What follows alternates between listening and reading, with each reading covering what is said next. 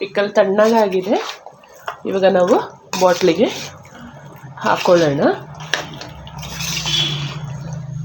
ನೋಡಿ, ಈ ರೀತಿಯಲ್ಲಿ ರೆಡಿ ಮಾಡ್ಕೋಬೇಕು. ನಮಸ್ತೆ ಎಲ್ಲರಿಗೂ.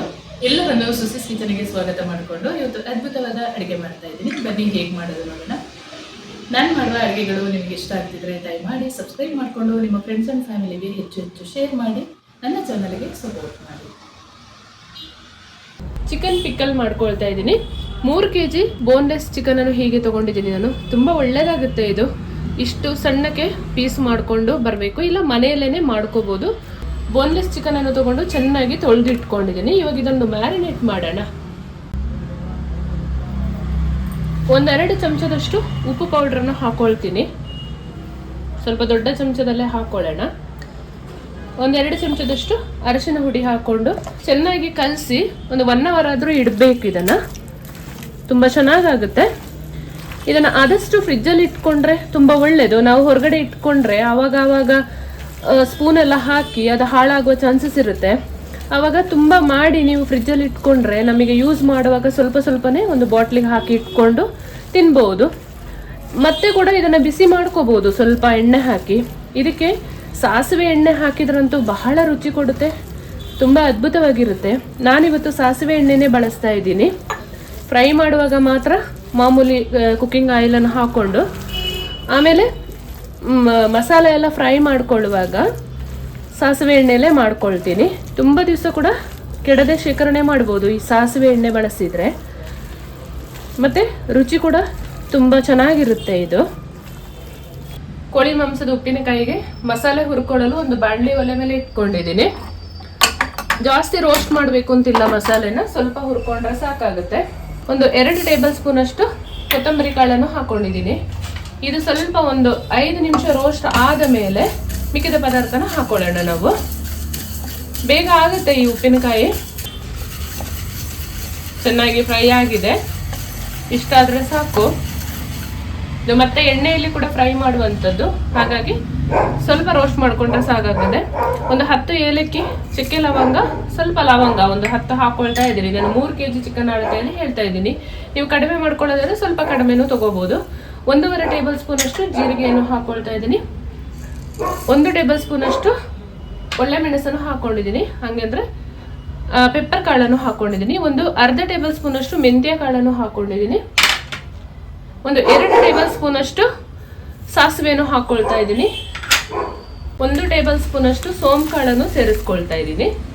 ಎಲ್ಲವನ್ನು ಮಿಕ್ಸ್ ಮಾಡಿಕೊಂಡು ಈ ಸಾಸಿವೆ ಎಲ್ಲ ಚೆನ್ನಾಗಿ ಚಿಟಪಟ ಅನ್ಬೇಕು, ಅಲ್ಲಿ ತನಕ ಹುರ್ಕೊಳ್ಳೋಣ. ಸಾಸಿವೆ ಹುರ್ಕೊಂಡ್ರೆ ತುಂಬ ರುಚಿ ಕೊಡುತ್ತೆ ಇದು. ಬೇಯಲಿಲ್ಲ ಅಂದ್ರೆ ಸ್ವಲ್ಪ ಕಹಿ ಬರುತ್ತೆ, ಹಾಗಾಗಿ ಸಾಸಿವೆನ ಮಾತ್ರ ಚೆನ್ನಾಗಿ ರೋಸ್ಟ್ ಮಾಡ್ಕೋಬೇಕು. ಸಾಸಿವೆ ಚಿಟಪಟ ಅನ್ನುವಾಗ ಮಸಾಲೆ ಎಲ್ಲ ಫ್ರೈ ಆಗಿದೆ ಅಂತ ಅರ್ಥ. ಅಷ್ಟಾದರೆ ಸಾಕು. ತಣ್ಣಗಾದ್ಮೇಲೆ ಸ್ವಲ್ಪ ತರ್ತರಿಯಾಗಿ ಪೌಡ್ರ್ ಮಾಡಿಕೊಂಡ್ರೆ ಆಯಿತು. ಈ ಹದದಲ್ಲಿ ಫ್ರೈ ಆದರೆ ಸಾಕು. ಸ್ಟವ್ ಆಫ್ ಮಾಡಿಕೊಂಡು ತಣ್ಣಗಾಗಲು ಬಿಡೋಣ. ಒಂದು ಮಿಕ್ಸಿ ಜಾರನ್ನು ತೆಗೆದುಕೊಂಡು ಒಂದು 10 ಟೇಬಲ್ ಸ್ಪೂನ್ ಅಷ್ಟು ಖಾರದ ಪೌಡ್ರನ್ನ ಹಾಕೊಳ್ತಾ ಇದ್ದೀನಿ. ಒಳ್ಳೆ ಕಲರ್ ಇರುವ ಖಾರದ ಪೌಡ್ರ್ ತಗೊಳ್ಳಿ. ಇದಕ್ಕೆ ನಾನು ವಿನಿಗರ್ ಹಾಕ್ಕೊಂಡು ಮಿಕ್ಸ್ ಮಾಡ್ಕೊಳ್ತೀನಿ. ವಿನಿಗರಲ್ಲೇ ಇದನ್ನು ಗ್ರೈಂಡ್ ಮಾಡ್ಕೊಳ್ಳುವಂಥದ್ದು. ಇದು ಕೋಳಿ ಮಾಂಸದ ಉಪ್ಪಿನಕಾಯಿ ಅಲ್ವಾ, ಸ್ವಲ್ಪ ಜಾಸ್ತಿನೇ ಖಾರ ಬೇಕಾಗುತ್ತೆ. ನಾನಿಲ್ಲಿ ಆ್ಯಪಲ್ ಸೈಡ್ ವಿನಿಗರನ್ನು ತಗೊಂಡಿದ್ದೀನಿ. ಒಂದು 6ರಿಂದ 7 ಟೇಬಲ್ ಸ್ಪೂನ್ ಅಷ್ಟು ಬೇಕಾಗುತ್ತೆ. ಸ್ವಲ್ಪ ಹುಳಿ ಜಾಸ್ತಿ ಇದ್ರೆ ಚೆನ್ನಾಗಿರುತ್ತೆ. ಇನ್ನೊಂದು ಗಮನದಲ್ಲಿ ಇಟ್ಕೊಳ್ಳಿ, ನೀವು ಕಡಿಮೆ ಉಪ್ಪಿನಕಾಯಿ ಮಾಡ್ಕೊಳ್ಳೋದಾದ್ರೆ ಲೆಮನ್ ಜ್ಯೂಸ್ ಹಾಕೊಂಡು ಮಾಡ್ಕೊಳ್ಳಿ, ಅದು ತುಂಬಾ ರುಚಿ ಇರುತ್ತೆ. ಈ ಹದದಲ್ಲಿ ಗ್ರೈಂಡ್ ಮಾಡ್ಕೊಂಡ್ರೆ ಆಯ್ತು. ವಿನಿಗರ್ ಸ್ವಲ್ಪ ಕಡಿಮೆನೆ ಸಾಕು ಅಂದ್ರೆ ಸ್ವಲ್ಪ ಆಯಿಲ್ ಕೂಡ ಹಾಕೊಂಡು ಗ್ರೈಂಡ್ ಮಾಡ್ಕೋಬಹುದು. ಒಂದು ಸಣ್ಣ ಜಾರಿಗೆ ಹುರಿದಿಟ್ಕೊಂಡ ಮಸಾಲೆನ ಹಾಕಿ ಸ್ವಲ್ಪ ತರಿತರಿಯಾಗಿ ಪೌಡರ್ ಮಾಡ್ಕೊಳ್ಳೋಣ. ಈ ಹದದಲ್ಲಿ ಪೌಡರ್ ರೆಡಿ ಆದ್ರೆ ಸಾಕು. ಚಿಕನ್ ಹುರ್ಕೊಳ್ಳೋಕೆ ಎಣ್ಣೆ ಬಿಸಿಗೆ ಇಟ್ಕೊಂಡಿದ್ದೀನಿ. ಸ್ವಲ್ಪ ಸಾಸಿವೆ ಎಣ್ಣೆ ಕೂಡ ಬಳಸ್ತೀನಿ. ಎಣ್ಣೆ ತೀರಾ ಬಿಸಿ ಆಗಬೇಕು ಅಂತಿಲ್ಲ, ಸ್ವಲ್ಪ ಎಣ್ಣೆ ಬಿಸಿ ಆದರೆ ಚಿಕನ್ ಹಾಕ್ಕೊಳ್ಳಿ. ನೀವು ನಾಟಿ ಕೋಳಿಲೆಲ್ಲ ಉಪ್ಪಿನಕಾಯಿ ಮಾಡ್ಕೊಳ್ಳೋದಂದ್ರೆ ಅದನ್ನು ಸ್ವಲ್ಪ ಬೇಯಿಸ್ಕೊಂಡು ಆಮೇಲೆ ಎಣ್ಣೆ ಹಾಕೊಂಡ್ರೆ ಆಯಿತು. ಈ ಮಾಮೂಲಿ ಬಾಯ್ಲರ್ ಕೋಳಿ ಎಲ್ಲ ಏನೂ ಪ್ರಾಬ್ಲಮ್ ಇಲ್ಲ, ಬೇಗ ಬೆಂದ್ಕೊಳ್ಳುತ್ತೆ. ನೀಟಾಗಿ ಫ್ರೈ ಮಾಡ್ಕೊಳ್ಳೋಣ.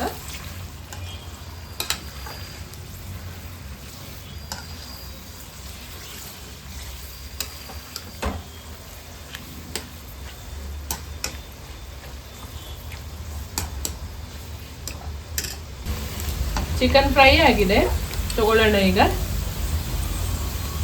ಚೆನ್ನಾಗಿ ಫ್ರೈ ಮಾಡ್ಕೋಬೇಕು. ಉಪ್ಪಿನಕಾಯಿ ಮಾಡುವಾಗ ಇಲ್ಲ ಅಂತ ಹೇಳಿದ್ರೆ ಹಾಳಾಗ್ಬಿಡುತ್ತೆ. ಎಲ್ಲವನ್ನು ಇದೇ ತರ ಫ್ರೈ ಮಾಡ್ಕೊಳ್ಳೋಣ. ಫೈನಲ್ ಆಗಿ ಎಲ್ಲ ಚಿಕನ್ ಅನ್ನು ಫ್ರೈ ಮಾಡಿದಾಯ್ತು. ಜಾಸ್ತಿ ಹೊತ್ತು ತಗೊಳುತ್ತೆ ಇದು ಫ್ರೈ ಮಾಡುವಂಥದ್ದು. ಈ ಪ್ರಕ್ರಿಯೆ ಮಾತ್ರ ಜಾಸ್ತಿ ಉಪ್ಪಿನಕಾಯಿ ಮಾಡ್ಕೊಳ್ಳುವಾಗ ಇದು ಸ್ವಲ್ಪ ಜಾಸ್ತಿನೇ ಟೈಮ್ ಹಿಡಿಯುತ್ತೆ. ನಾನು 3 kg ಮಾಂಸ ತಗೊಂಡಿರೋದ್ರಿಂದ ನನಗೆ ಬಹಳ ಹೊತ್ತು ಹಿಡಿಯುತ್ತಿದ್ದು ಫ್ರೈ ಮಾಡುವಂಥದ್ದು. ಎಲ್ಲವನ್ನು ತಗೊಳ್ಳೋಣ. ಈಗ ಎಣ್ಣೆ ಬಿಸಿ ಆಗಿದೆ. ಒಂದು 6 ಇಂಚಷ್ಟು ಶುಂಠಿನ ಈ ಥರ ಉದ್ದ ಉದ್ದ ಕಟ್ ಮಾಡಿ ಇಟ್ಕೊಂಡಿದ್ದೀನಿ. ಸ್ವಲ್ಪ ತೆಳ್ಳಗೆನೆ ಕಟ್ ಮಾಡ್ಕೊಂಡಿದ್ದೀನಿ. ಇದನ್ನು ಹಾಕಿ ಫ್ರೈ ಮಾಡ್ಕೊಳ್ಳೋಣ. ಒಂದು 2 ನಿಮಿಷ ಫ್ರೈ ಮಾಡಿ ಆದ ಮೇಲೆ ಮತ್ತೆ ಬೆಳ್ಳುಳ್ಳಿಯನ್ನು ಹಾಕೋಬೇಕು. ಎಣ್ಣೆಯಲ್ಲಿ ಬೆಳ್ಳುಳ್ಳಿ ಮತ್ತು ಶುಂಠಿ ಚೆನ್ನಾಗಿ ಬಾಡಬೇಕು. ಶುಂಠಿ ಬೆಳ್ಳುಳ್ಳಿನ ಬೇಕಾದರೆ ನೀವು ತರ್ತರಿಯಾಗಿ ಪೇಸ್ಟ್ ಮಾಡಿ ಕೂಡ ಹಾಕೋಬಹುದು.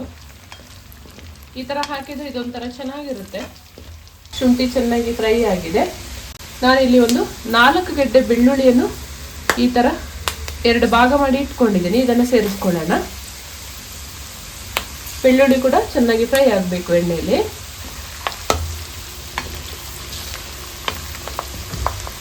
ಶುಂಠಿ ಮತ್ತು ಬೆಳ್ಳುಳ್ಳಿ ಈ ರೀತಿಯಲ್ಲಿ ಫ್ರೈ ಆಗುವಾಗ ಕರಿಬೇವು ಸೊಪ್ಪನ್ನು ಹಾಕೊಳ್ಳೋಣ. ನಾನೊಂದು 20 ಕಟ್ಟಿ ಕರಿಬೇವು ಸೊಪ್ಪನ್ನು ಹಾಕೊಳ್ತಾ ಇದ್ದೀನಿ.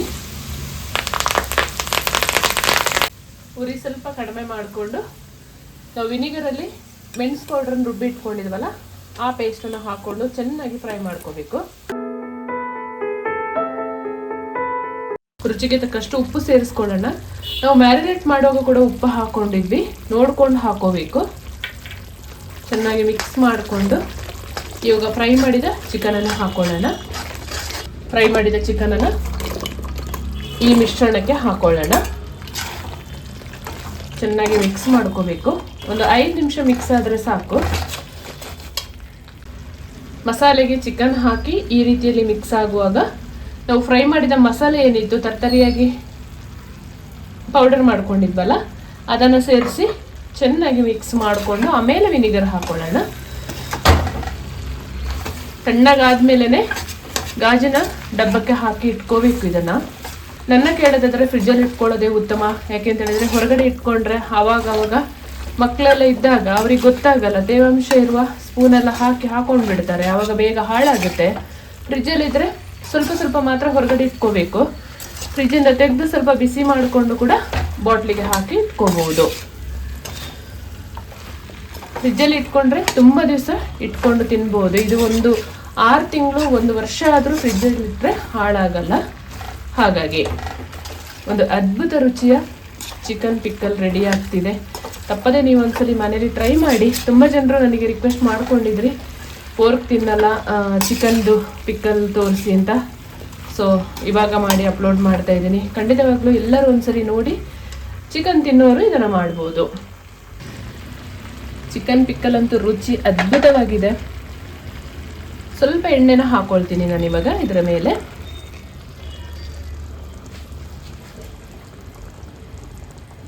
ಚೆನ್ನಾಗಿ ಒಮ್ಮೆ ಮಿಕ್ಸ್ ಮಾಡಿಕೊಂಡು ಸ್ಟವ್ ಆಫ್ ಮಾಡಿ ತಣ್ಣಗಾಗಲು ಬಿಡೋಣ. ಚಿಕನ್ ಫ್ರೈ ಮಾಡೋದಷ್ಟೇ ತುಂಬ ಟೈಮ್ ಹಿಡಿಯೋದು. ಮಾಡ್ಕೊಳ್ಳೋದು ಪಟಾಪಟ ಅಂತ ಮಾಡ್ಕೋಬಹುದು ಬೇಗನೆ. ಕಂಪ್ಲೀಟಾಗಿ ತಣ್ಣಗಾಗಲಿ. ಪಿಕ್ಕಲ್ ತಣ್ಣಗಾಗಿದೆ. ಇವಾಗ ನಾವು ಬಾಟ್ಲಿಗೆ ಹಾಕೊಳ್ಳೋಣ. ನೋಡಿ ಈ ರೀತಿಯಲ್ಲಿ ರೆಡಿ ಮಾಡ್ಕೋಬೇಕು. ಜಾಸ್ತಿ ಆಯಿಲ್ ಹಾಕಿದರೂ ಕೂಡ ಮಸಾಲೆ ಮತ್ತು ಈ ಚಿಕನಿಗೆ ಹಿಡಿದು ಆಯಿಲ್ ಸ್ವಲ್ಪನೂ ಕಾಣಿಸಲ್ಲ. ನೋಡಿ ಈ ರೀತಿಯಲ್ಲಿ ರೆಡಿ ಮಾಡ್ಕೋಬೇಕು. ಬಾಟ್ಲೊಳಗಡೆ ನೀರಿನಂಶ ಸ್ವಲ್ಪನೂ ಇರಬಾರ್ದು. ಚೆನ್ನಾಗಿ ಒರೆಸ್ಕೊಂಡು ಮತ್ತೆ ಹಾಕೋಬೇಕು.